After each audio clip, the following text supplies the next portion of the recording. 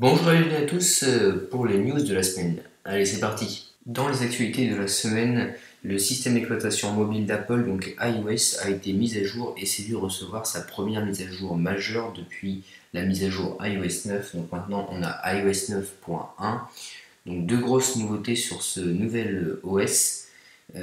On a maintenant plus de 150 nouveaux emojis qui ont été ajoutés. Donc ça, c'est une fonctionnalité que les utilisateurs attendaient depuis pas mal de temps.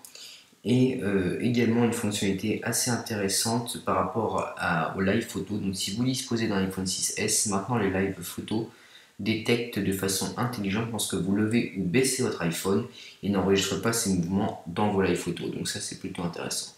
Voilà ce qu'on avait à dire par rapport à la mise à jour d'iOS 9.1. On passe tout de suite à la suite. Sans transition maintenant, la toute nouvelle Apple TV devrait sortir en France le 26 octobre 2015. Et selon nous, la plus grosse actualité de cette semaine, c'est YouTube qui lance un tout nouveau service qui va bientôt être disponible aux États-Unis, mais toujours pas de date pour la France. Regardez cet extrait, on vous en parle juste après.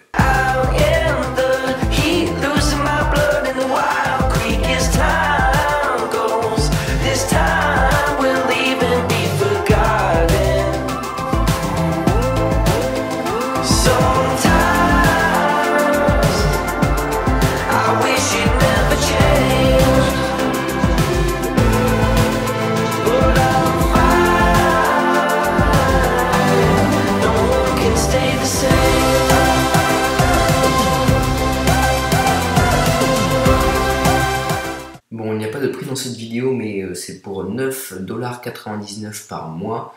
Vous allez pouvoir bénéficier des avantages suivants avec YouTube. Premièrement, et pas des moindres, toutes vos vidéos n'auront plus de pub.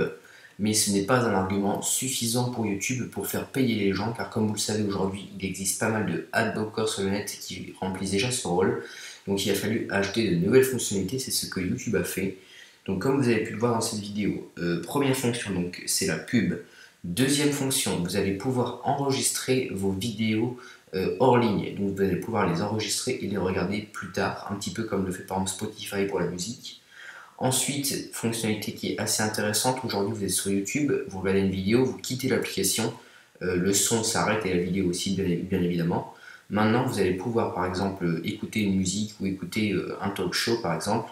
Vous allez sortir de l'application, aller consulter vos mails, vos messages et le son de la vidéo va toujours continuer, donc ça c'est pas mal.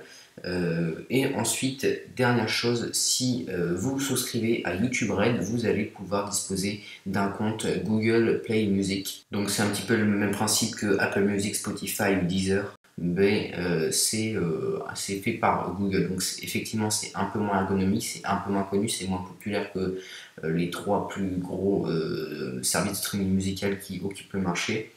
Mais c'est déjà quand même pas mal. Et inversement, si vous disposez déjà et que vous souscrivez à l'abonnement Google Play Music, vous allez pouvoir disposer de YouTube Red. Bon, nouvelle actualité de cette semaine également, Apple sort de nouveaux iMac, ou du moins met à jour sa gamme d'iMac. Donc maintenant, tous les iMac 27 pouces disposent d'un écran 5K. Et les écrans 21,5 pouces, il existe deux gammes en termes d'écran. La gamme avec un écran 4K, donc ça c'est une nouvelle, et la gamme sans écran en Retina du tout. Donc Apple s'impose ici au niveau des écrans et également des nouveautés en termes de puissance des Mac. Donc vous pouvez aller en acheter un sur l'Apple Store en ligne ou en magasin Apple Store. À ces nouveaux iMac, la gamme d'accessoires d'Apple évolue. Donc on va avoir un tout nouveau clavier redesigné, une toute nouvelle Magic Mouse 2 et un Magic Trackpad 2 également. Mais le prix évolue également. Par exemple, le trackpad d'Apple avant coûtait 80€, maintenant il va falloir débourser 150€. Merci d'avoir regardé cette vidéo, mettez un j'aime et n'oubliez pas de vous abonner.